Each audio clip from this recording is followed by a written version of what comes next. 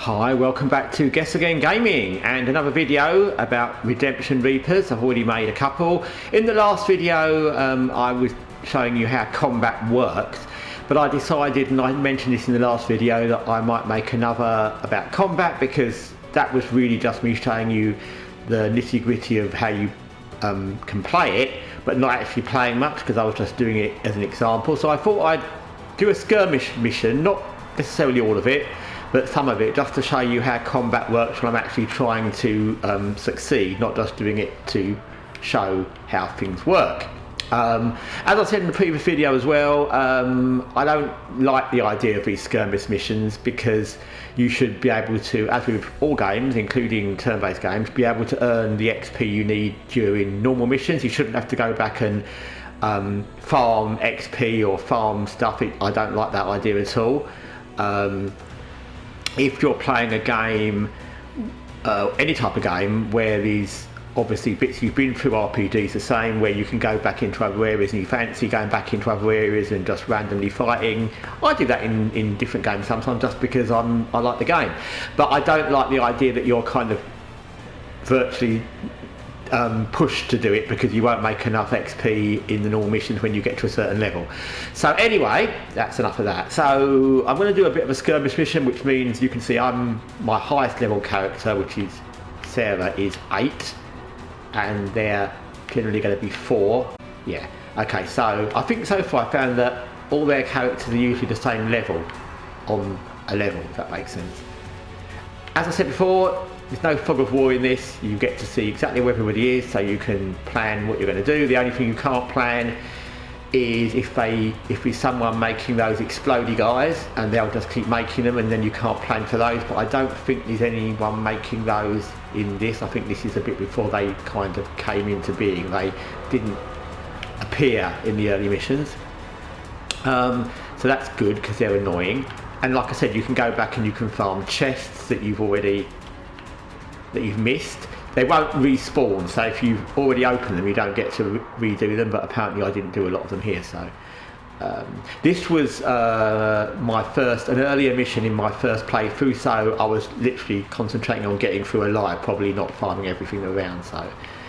So here, this is how you can kind of do combat.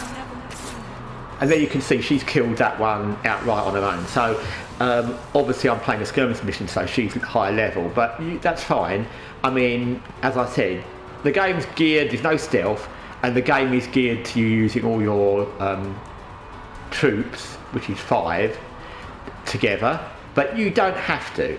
I found that in certain missions, depending on, let's just end her turn, I found in certain missions, depending on how the layout goes, like for example here there's actually only one, well there's more, or there's a guy here as well, so I found sometimes it's worth sending one person just round to kill off a couple of enemies that are off the beaten track, to stop them coming around behind you as well. Often the missions are, so far I think I've seen 3 types of missions, is get all your guys to safety, which is kind of an XCOM thing, when there's a little line of boxes on the other side of the map and you have to get all your guys across to there.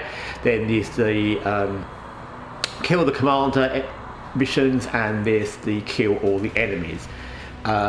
Kill the commander missions really usually end up coming a bit similar to the kill all the enemies, because you still have to kill most of them to get to the commander. There's no stealth, so you can't creep round and assassinate him or anything like that. So anyway, she's had her turn, and now we just move everybody else. Like I said, always don't ever take this game for granted, because it's not an easy game.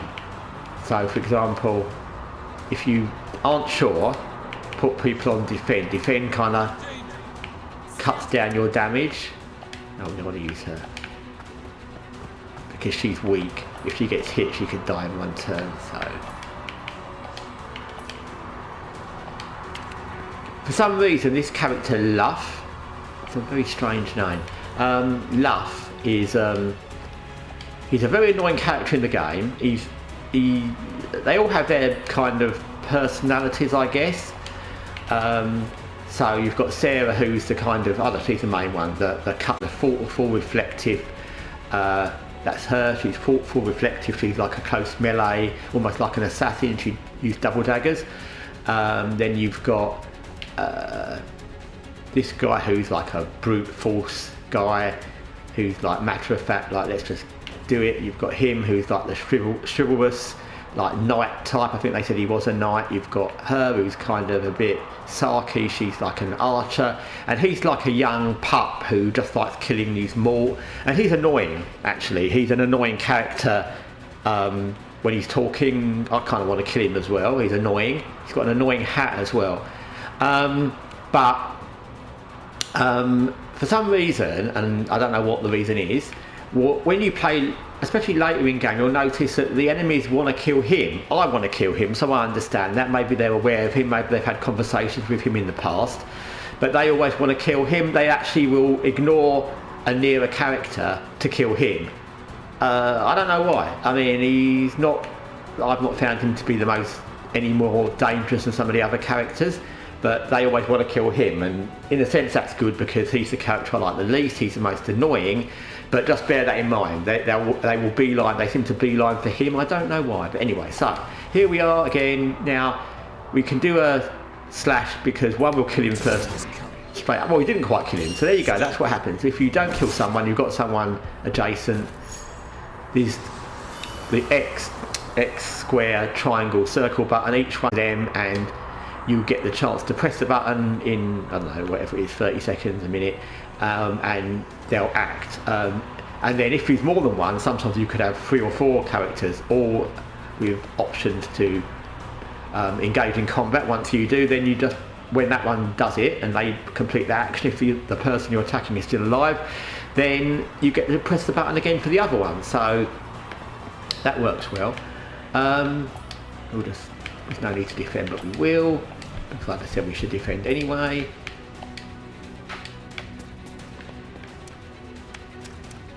You can often need to always look at the landscape, because there you think you might be able to run across and kill him, but actually you can't. There's just a step down there, and here there's some kind of ledge that you can't see, because it's almost always dark in this game, and because there's these kind of rock floor things often, it's often difficult to tell where you can actually run across to. If it's one thing I think is a little bit, I would change a little bit about the way the maps are laid out. They need to sometimes be a little bit clearer where you can go and where you can't go, but anyway, it doesn't matter. So she can't reach that guy anyway, but because we're playing this in a skirmish where we're higher level, we'll just go and face him off. The others don't need to bother. He might need to, this one might need to sometimes have to go for him, like I said, and always put her on defend because she is the most vulnerable to an attack, a melee attack. Obviously she's an archer, which will be the same in almost any game. And you can see there, she's really good. Sarah and the archer Karen, they're very good at dodging. Almost to the detriment of the others. The others don't have good dodge at all. They rarely dodge. They have, but Sarah especially, because she's melee, she's very good at dodging. So if you have to get somebody close up, use her. And you can always use this butterfly sting because she doesn't get a counter attack if she misses, or if she doesn't kill the enemy. So it's almost like a shot to nothing. You don't need, that's why if you're going to use somebody, you use her on her own if you're going to use someone on their own, because A, she's good at dodging, and B, she can do an attack where she doesn't get counter attacked. So bear that in mind. So that's her done, and we just start moving people up. Let's just see if they go for him when he's there.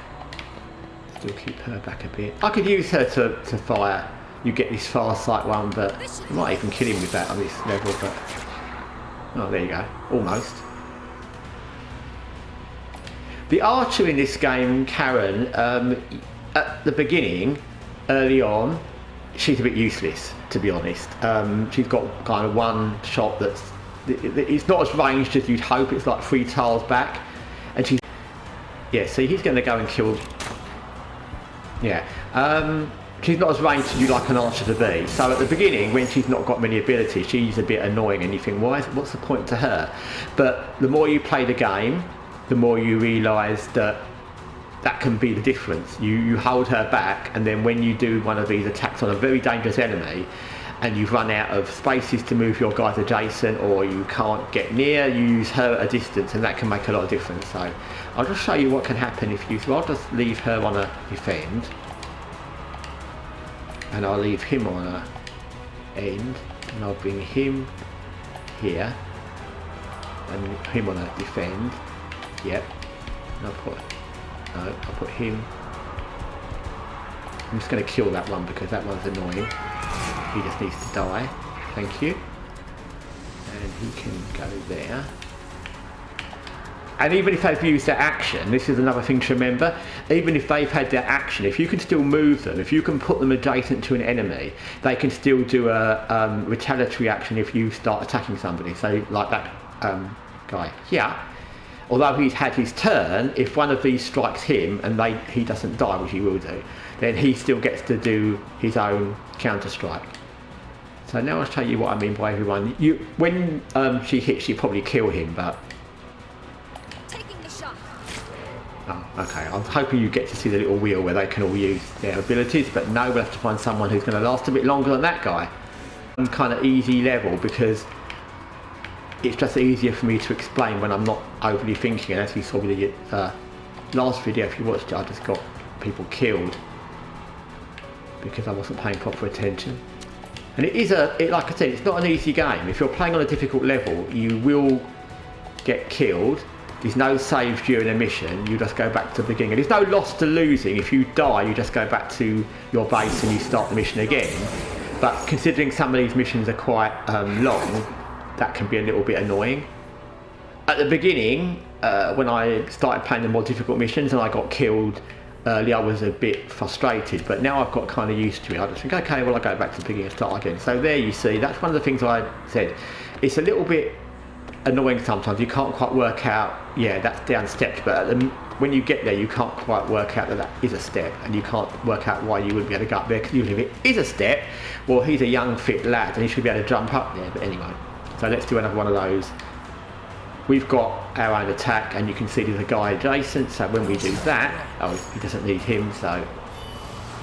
And you pick up these stone things that you used to upgrade your weapons every so often. Doesn't really matter because that one's going to die anyway. Let's just defend, just in case. If you don't need anybody else, you'll just kill them. She also has the best movement, so what I need to learn this... Well, I might play through this whole bit actually. So I'll send her down there to do that on her own. And then you can see here, these steps there. You get used to working out where the ways up are, but when I was first playing it, sometimes it is hard to see, especially if you're not really... If you're used to playing XCOM basically type of games, or XCOM, where everything is always bright, you're not used to these kind of games where things aren't. So Sarah's going to go down there and she's going to finish off that guy down there in a minute. Whatever he does doesn't matter. And then everybody else is going to go this way.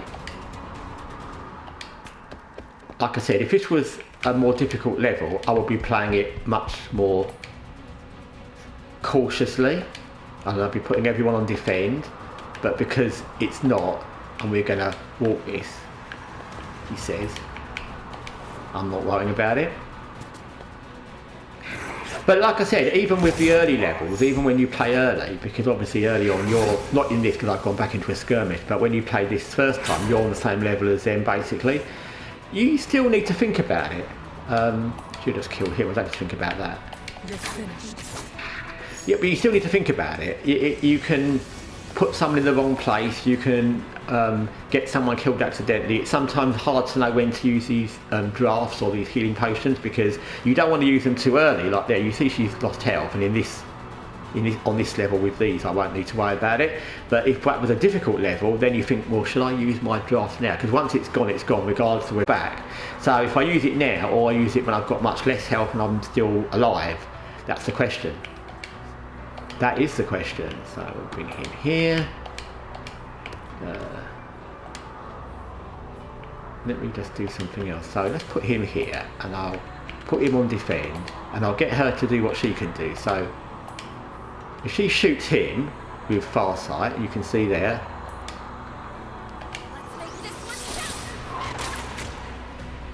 And he's still alive, and then you have to press him, he's 0, so you press him, or circle. And that's how the archer can work really well, because sometimes you can't get close to guys, sometimes you've run out of positions around someone to kill them, and she can kill those explodey guys with one shot, but other than that she's not really going to kill anybody with a one shot, but she can instigate other people's actions or finish somebody off, and she can be very useful. You don't kind of realise at the beginning. In fact, at the beginning, like I said, she's not that useful, but she gets useful quickly.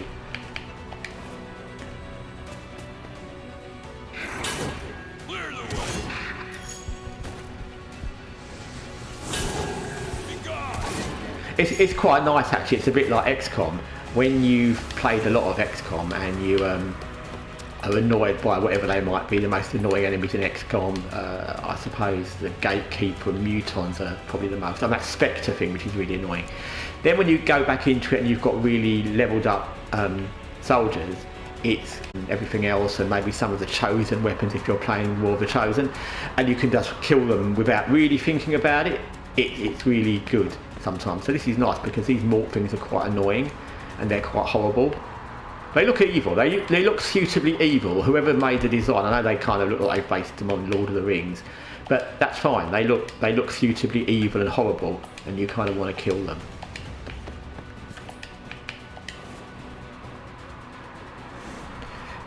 One of the things you need to know in this game is when you finish combat, you get a little emblem come up in the centre of the screen. It says triumph, and you've won. But once you've done that, you don't collect everything on the level, and if you've not collected it by the time you've won, you won't get it. So, for example, if I killed, and there's not that many enemies left, these 2 guys, and I haven't picked up these 3 chests, then I won't get them. I mean, I can come back and do another skirmish and get them, but I won't get them. So you have to sometimes, not in this because this is going to be easy, but sometimes you have to plan. Sometimes I've actually had a mission where I actually allowed someone to be brutalised, one of my guys, and actually almost killed, because I was letting them take hits where I could have killed the last enemy, waiting for someone to get round to get a chest. But you have to decide, like I said, in this it's easy, but later on it's a real thing to think about. Do you want to let someone try to get a chest at a certain point, not just at the end, but sometimes one of the chests, often the chests are in areas where you don't really need to go, you've already gone the way you need to, and the chest may be somewhere that your guys off from the main battle to go and get a chest, and it's a decision. Like I said, this is a game of decisions. It's a game of chess almost. You're thinking all the time, how do I do that? How can that one do this? Where can that one go? And it's enjoyable. This is one of the biggest of the bad guys, and he missed. Like I said, the archer's got a good dodge.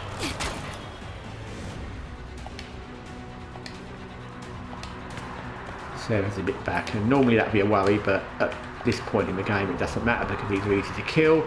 So this guy can come in here, and like I said, you want to get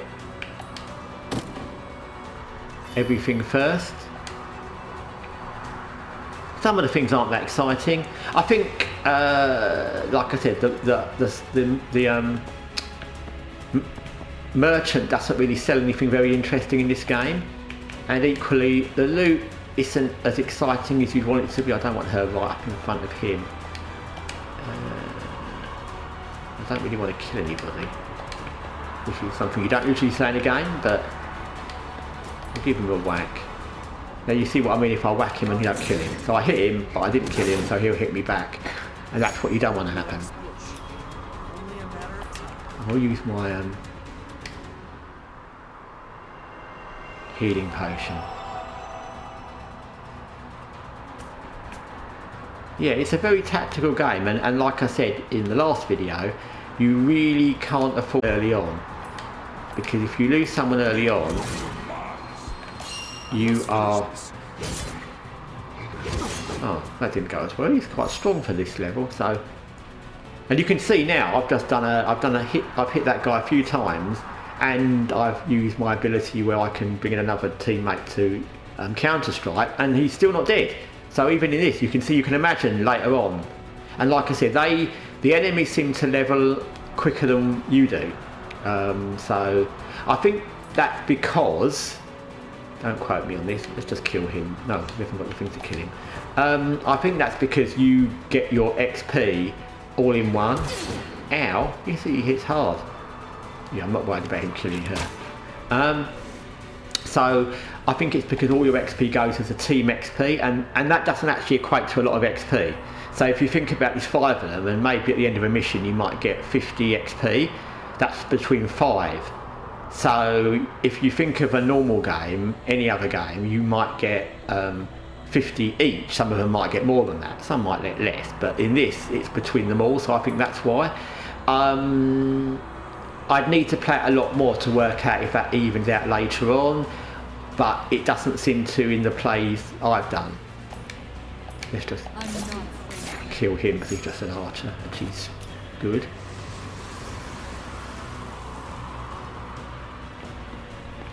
Move her up there, and now you can see we've got all the chests except that one. So what we her probably because she's a bit dead to get the last chest. Silver ingots worth 500 gold, so that's good. Actually, we'll use her just in case that guy doesn't die this time, but he's almost on at death's door, so he should die. I don't think she can shoot. She can shoot him as well. Okay. Oh, he killed him. Good for her. The animations are nice. I like the animations in this a lot. They suit the game well. So you get that thing that says triumph, and had we not completed all our chests, then they'd just be left there and we couldn't get them. It doesn't give you everything at the end. So there you go, that's what we got. If somebody dies, you don't get as much XP. Time elapsed, how many times we used their healing potions, damage taken, that all equates to what you get. No one leveled up during that, but we got some bits and pieces. And then we go back to there. One more thing I want to show you while I've got this at this stage is I'm just going to show you how the dialogue between the characters works, because I think it's worth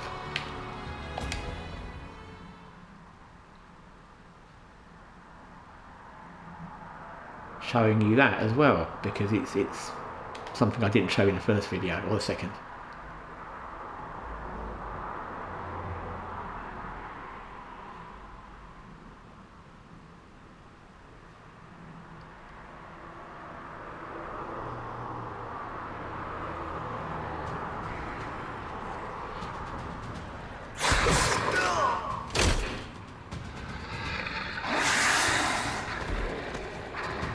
Yeah, they look like the things from Lord of the Rings, don't they? Goblins, orcs. Very much like that. Good.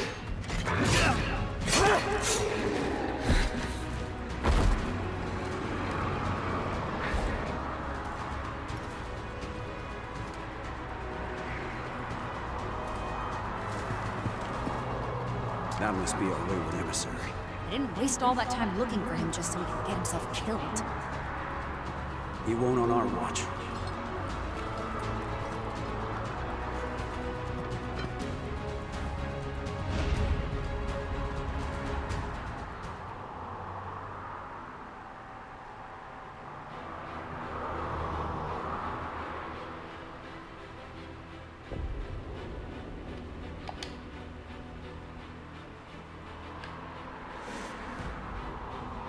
Our plans will be for naught if the emissary fails. We must save him. Then let's get moving. Don't have much choice. Ready when you are. So the Lordling is already nothing but trouble. So yeah, as you saw there, like I said, it reminds me a lot of a Japanese sort of game, the way they've got the dialogue, and also the way the names are, like the names that don't all fit together, like that one's called Sarah, and one's called Glenn, and one's called Lug. So the names don't quite fit, so I'm not sure who made this, but I'm sure it wasn't made by a Western developer, because the names don't quite fit together. If you were making a kind of fantasy game, you wouldn't have someone called Sarah and you wouldn't have someone called Glenn, and if you were making a game with modern names, you wouldn't have someone called Lug. So it's like they've picked names without really grasping the way they fit together in games, because it's not their natural language. That's not bad and it's not awful, but it's just the way I think it is. And that way they converse in that kind of static, they get the little portrait and they say something and another little portrait. And often when you have those portrait conversations, one of them will go, ugh, or something like that, because again, that's not something that happens a lot in Japanese games, where that's their kind of riposte to a comment is ugh, or or oomph. So yeah, it's got that feel to it, and that's not bad. It's different. Like I said, it's a different game. So I think I've shown you everything I needed to show you in this video. I've done a whole mission in combat in a skirmish, so you've seen how that works.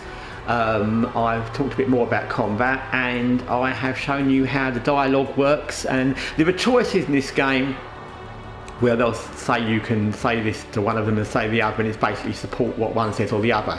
But honestly, I don't think it makes any difference. Sometimes I've just pressed through it and it's not made no difference to the outcome, and then when I did it the next time on the next playthrough, I did the opposite and it didn't make any difference. I think it's just there for window dressing, which is fine, but I don't think it makes any difference. I mean, you know, still follow the thing that you think you want to say, because I've not played to the end yet, but I don't think it makes any difference. So I'll be doing one more video about Redemption Reapers, where I will be summing up what I think about the game, the good and the bad, in the next one. Until then, thanks for watching Guessagaingaming. Till next time, take care for now.